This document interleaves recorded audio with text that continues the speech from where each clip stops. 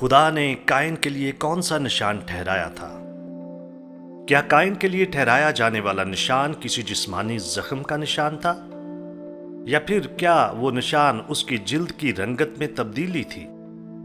خدا نے قائن کے لیے کون سا نشان ٹھہرایا تھا؟ ہم اس سوال کا جواب دینے جا رہے ہیں، اور آپ ہمارے پیج کیلوری ایونجیلیکل اپولوجیٹک سوسائٹی پر اس طرح کے اور بہت سارے اہم سوالات کے جوابات جان سکتے ہیں۔ قائن کی طرف سے اپنے بھائی ہابل کو قتل کرنے کے بعد خدا نے قائن کے سامنے اعلان کیا تھا کہ اب تو زمین کی طرف سے لعنتی ہوا، جس نے اپنا منہ پسارا کہ تیرے ہاتھ سے تیرے بھائی کا خون لے۔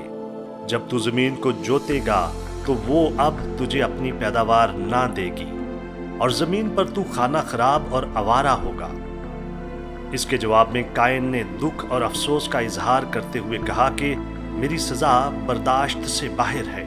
دیکھ، آج تو نے مجھے روئے زمین سے نکال دیا، اور میں تیرے حضور سے روپوش ہو جاؤں گا، اور زمین پر خانہ خراب اور آوارہ رہوں گا، اور ایسا ہوگا کہ جو کوئی مجھے پائے گا قتل کر ڈالے گا۔ خدا نے اسے جواب دیا کہ نہیں، بلکہ جو قائن کو قتل کرے اس سے 7 گنا بدلہ لیا جائے گا۔ اور خداوند نے قائن کے لیے ایک نشان ٹھہرایا کہ کوئی اسے پا کر مار نہ ڈالے۔ سو قائن خداوند کے حضور سے نکل گیا اور عدن کے مشرق کی طرف نود کے علاقہ میں جا بسا۔ قائن کے لیے ٹھہرائے گئے نشان کی نوعیت بہت زیادہ بحث اور قیاس آرائیوں کا موضوع رہی ہے۔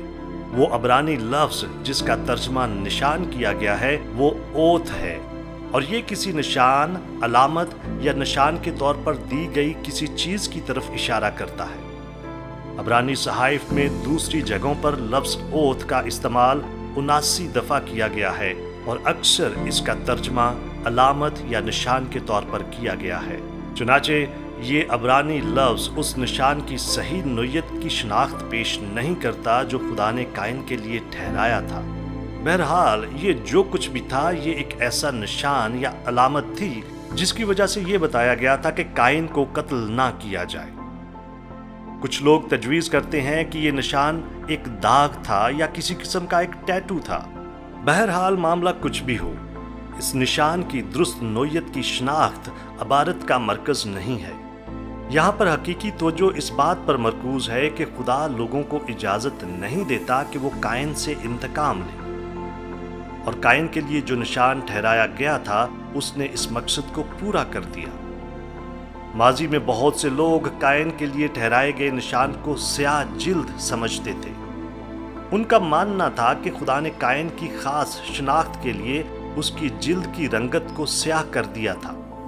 اب چونکہ قائن خدا کی طرف سے لعنتی ٹھہرایا گیا تھا، بس اس طرح کے خیال نے بہت سارے لوگوں کے ذہن میں یہ بات ڈال دی تھی کہ سیاہ رنگت کی جلد والے لوگ دراصل لعنت زدہ ہیں۔ بہت سے لوگوں نے افریقی غلاموں کی تجارت اور سیاہ فام لوگوں کے خلاف امتیازی سلوک کے جواز کے طور پر قائن کے نشان کی تعلیم کا استعمال کیا۔ قائن کے نشان کی یہ تشریح بالکل غیر بائبلی ہے۔